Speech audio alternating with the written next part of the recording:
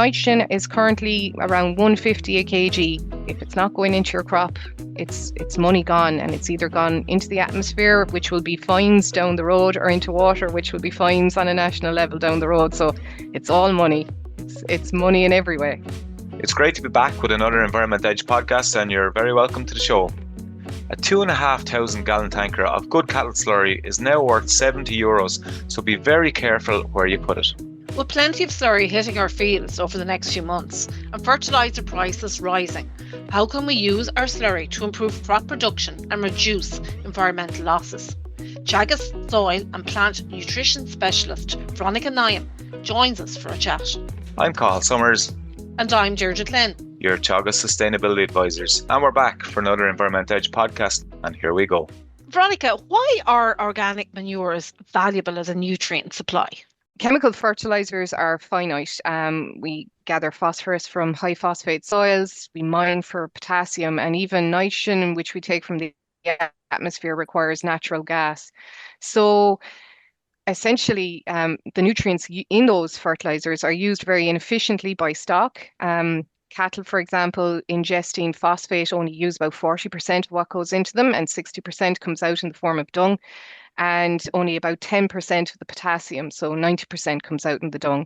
So essentially, I suppose it's about having having a kind of homegrown fertilizers and using them efficiently. Also, they're a very rounded product compared to chemical fertilizer. You get more than just your NPK, you get a source of carbon. Depending on how they're managed and stored, you can get very healthy soil or biology that comes into the soil in a very fluid way. You get sulfur, magnesium, so you get more than just a bag of NPK like you would with your chemical fertilizer. Veronica, you sent us, our advisors, around a sheet showing us about the different concentrations of I suppose, NP and K and the value of them. And it's really interesting. We always talk to farmers about how much value a tanker of slurry is worth. But can you maybe go through like what is the value of a tanker of slurry or 1,000 gallons, and maybe tell us a bit about how you come to those figures? Where do you get the value from? Well, those figures are actually taken from the Nitrates Directive, which is based on research that was conducted. Like, for example, the cattle slurry now are based off a study that was done in 2013, where about 75 different slurries varying from dairy through to dry stock were sampled and tested. Now, the range was huge, but it represents the figures in the table, and in the Nitrates Directive represents the average.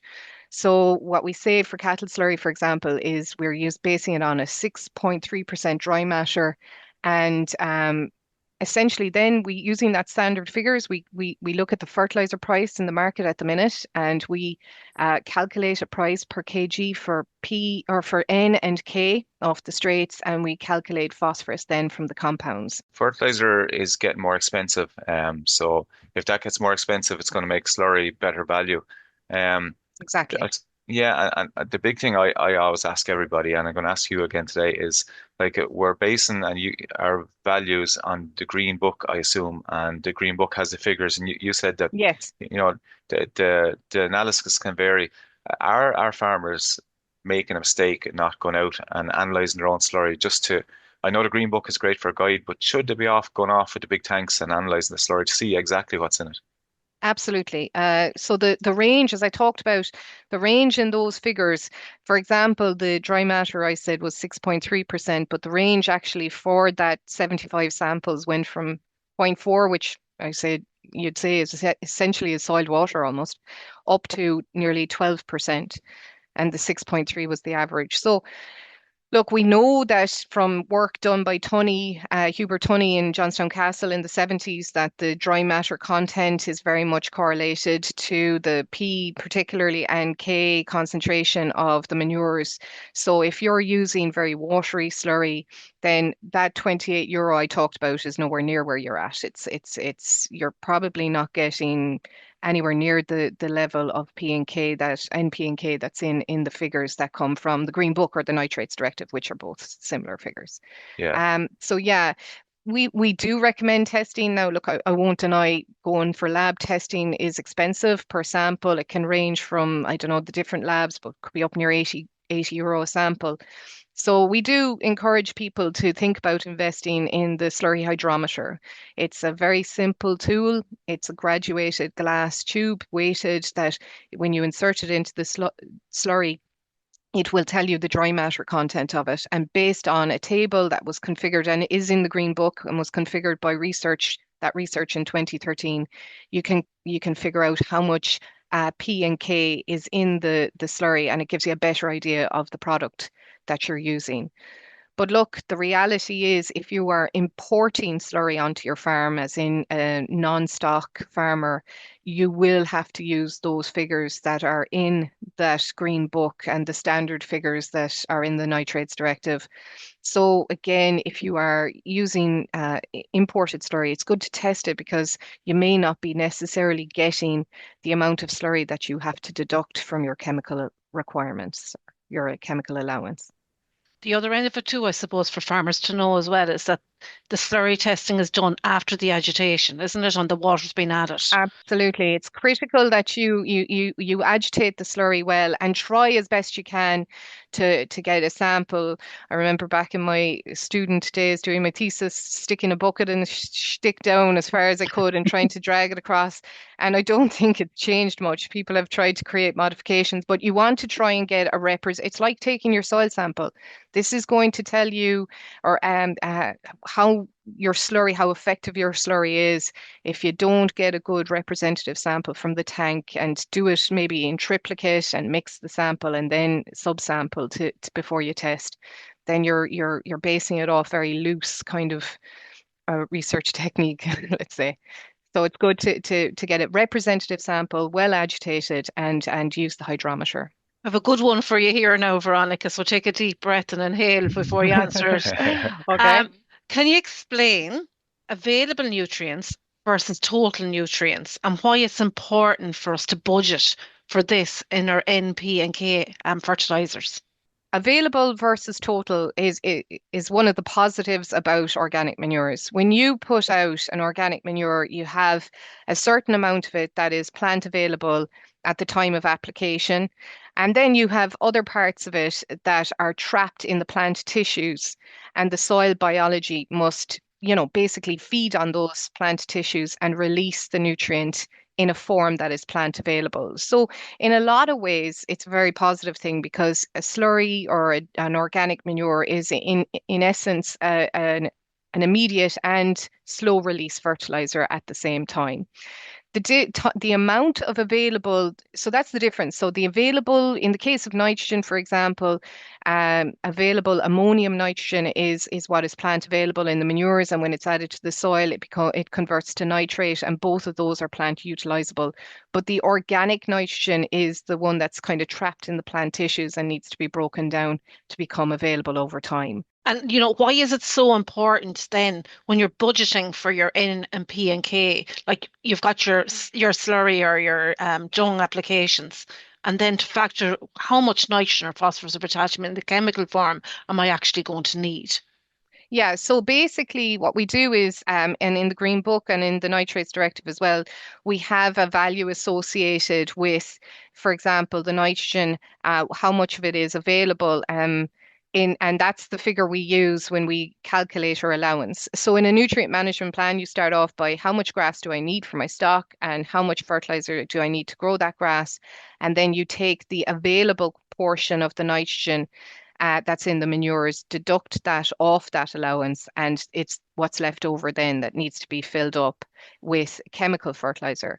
But that organic nitrogen in the background will build your soil's organic nitrogen reserve.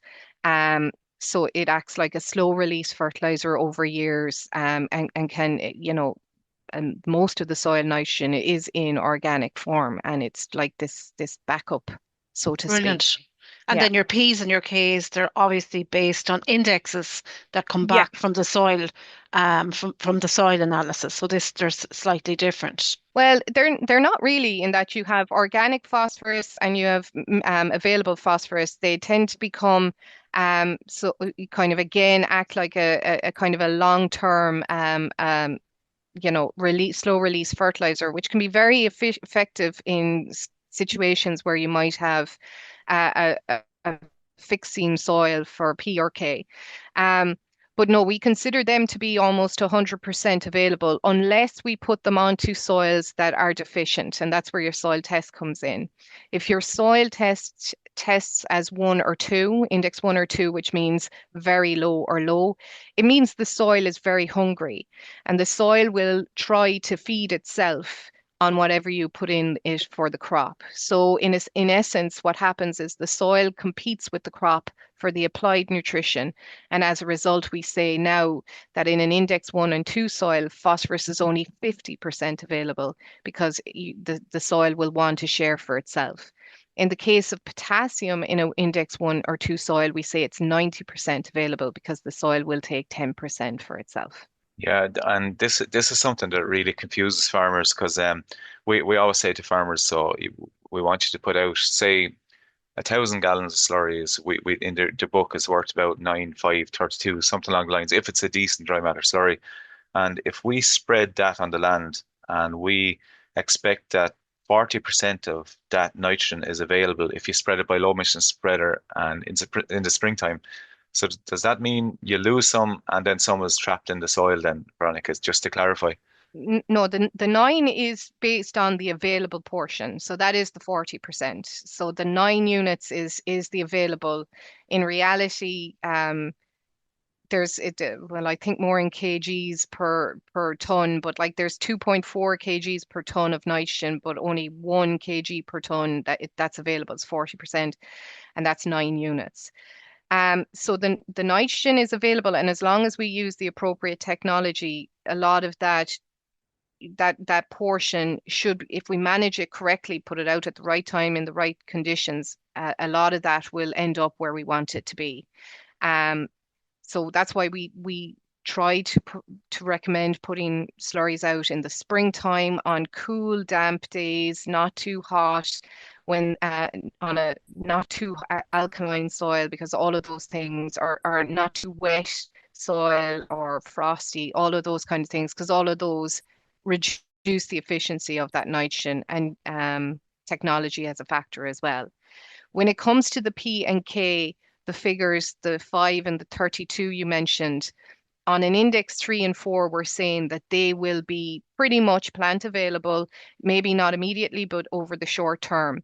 But if I put it onto an index 1 and 2, then it's really it's the 5 drops to 2.5, and the 32 drops kind of just under 30% or 30 units, sorry. So it modifies the slurry on those low index soils. So other nutrients then would have an effect as well, Veronica, wouldn't they? So like the likes of sulfur would have an effect on the amount of nitrogen availability.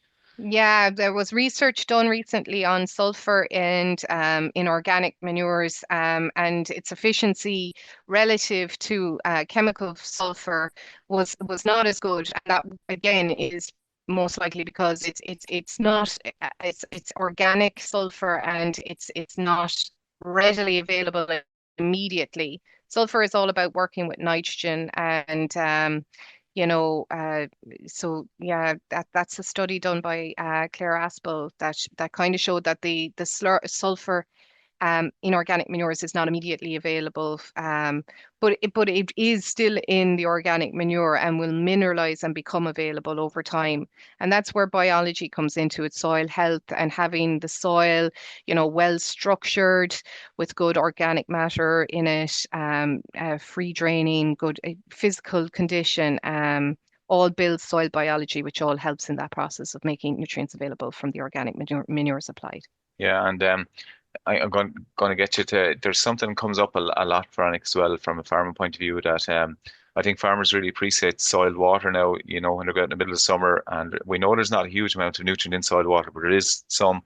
But they always comment after about 3 or 4 days, just the place looks so green, and there's always a kind of an argument then about how can it green up so quickly, and it goes back to that available and unavailable component, I Yeah. suppose.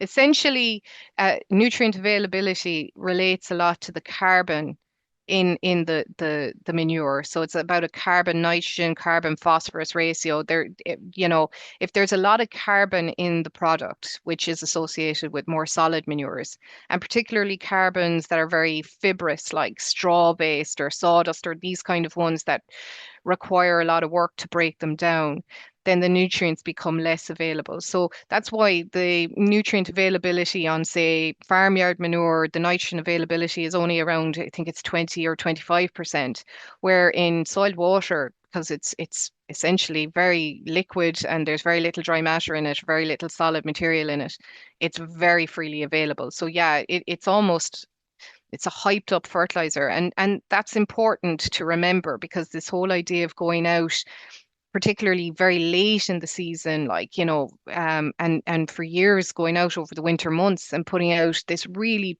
potent, highly fertile, even though it's low levels, but it's very potent stuff, and putting it out on soils, um was it has caused a lot of problems. It's very, we're putting it out at times when uptake is low and crops aren't really growing, day length isn't very long, and yet at the same time we're seeing very heavy rainfall events, and this stuff, tends to move and move fast. That So it's that's like yeah, exactly took the words from my mouth. That's where I was coming at actually, because we kind of think sometimes that because we're allowed to spread soil water in the wintertime, bar December now, yeah, you can spread away like mad, but that's not the case. So thanks, appreciate for clarifying that.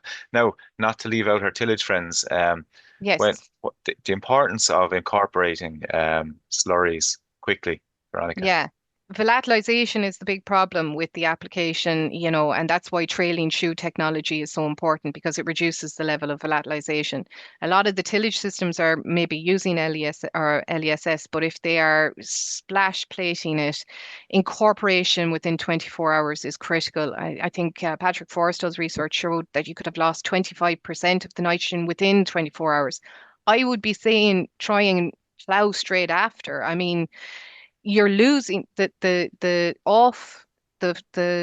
loss of nitrogen after application through splash plate, if it's a very warm, hot soil, and if it's an alkaline soil, which is associated with a lot of our tillage areas, is it the graph goes off the scale. Like, I mean, you're losing it very, very quickly within hours. So yeah, incorporation's important. It locks the nutrients in and protects them from loss.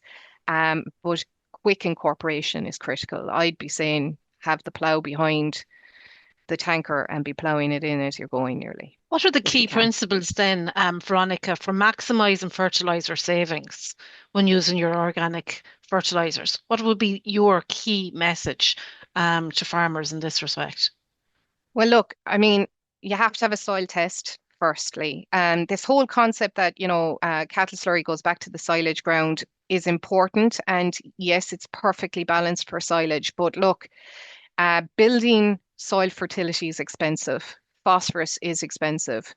So, and I think a lot of the silage ground is fairly fertile because it's been getting slurry for years, and that organic residual nitrogen is there, and the residual P's and K's. So target your low index soils, the ones and twos. Your slurry is worth more on those. Test your slurry, know what's in it. That's very important. Um, Use the right technology. Low emission slurry spreading will maximize the nutrients, and then balance your chemical afterwards. But like, that's really the basis of it. It's the same principles that we've been talking about for years, about managing your soil fertility. Acknowledging organic manures, and I still see documents where they're called organic wastes. They're not. They're very, very, very valuable if you have a fertility issue on the farm. So organic manure should be, if you've low phosphorus, low potassium, find the and look at the ratios as well. Like cattle slurry, the PK ratio in cattle slurry is something like over 1:6, whereas in pig slurry it's more like 1:3. Now 1:3 is what most cereal crops look for, whereas 1:6 is silage ground. So going out with cattle slurry on a tillage system, you will have surplus potassium. And I know it's not an environmental issue, but it is a financial, it's a loss from the system, and it's an unnecessary one. So pick the manure to suit the system. And that involves looking at your crops and their offtakes and the ratios in them. Yeah, lime as well is the basis of all soil fertility. It's the first thing, but be careful with lime and slurry though, because if you slurry after lime, you're going to literally lose all the nitrogen in it. So you put the slurry out either before or wait 3 months or more if possible after before you go with the slurry. I'm glad you mentioned about the waste versus the value of slurry, because I always tell farmers that you should see their tanks like banks. They're like their bank accounts, and if you give, Absolutely. it's a bit like if you spread slurry at the wrong time of year, it's like giving your kids your bank card and letting them spend what they want. You won't see the benefit back of it. So there's one thing that's really high on the agenda lately. It's our nutrient surplus, particularly when we come into the close period, into that autumn period, into the winter. Can just to finish off the conversation, Veronica, what's your feelings, not just from an environmental point of view, but also from a production point of view of, putting out a lot of nutrient, be it pig slurry, cattle slurry, even a couple of rounds of 18-6-12 or whatever it may be, or a nitrogen near the end of near the end of our open season for slurry or even fertilizer. I come from the tillage side of the house, and I'm a tillage farmer myself. And I suppose that's one sector where this land application of organic manures late in the year was part and parcel of our practice, because we're notoriously have low organic carbons and we want to build organic matter. So we would go out in August, September, and put a plow in and then sow our winter cereal. As a sector, we're very much trying to move to a more in-crop application in the springtime because, quite frankly, the nitrogen that I would say, and we've no actual research to prove it, but I would say there's very little recovery of the nitrogen in any of that. You're coming out of the summer, in all systems, the summer is when biology is releasing that organic nitrogen I talked about, mineralizing it. So all soils will be fairly high in anyway, following the summer months, and then you're going out with more nitrogen at a time when everything is slowing down. And like the Catchments Project have shown, they did research on tillage and grassland over, I think it was 4 years on 5 sites in different soil types, and they showed consistently that I think they had 43% of phosphorus and 45% of nitrogen was lost in that 3-month period over the winter. So look, I'm talking in for terms of you're thinking environmental, but that's all money. Like the value in nitrogen is currently around 150 a kg.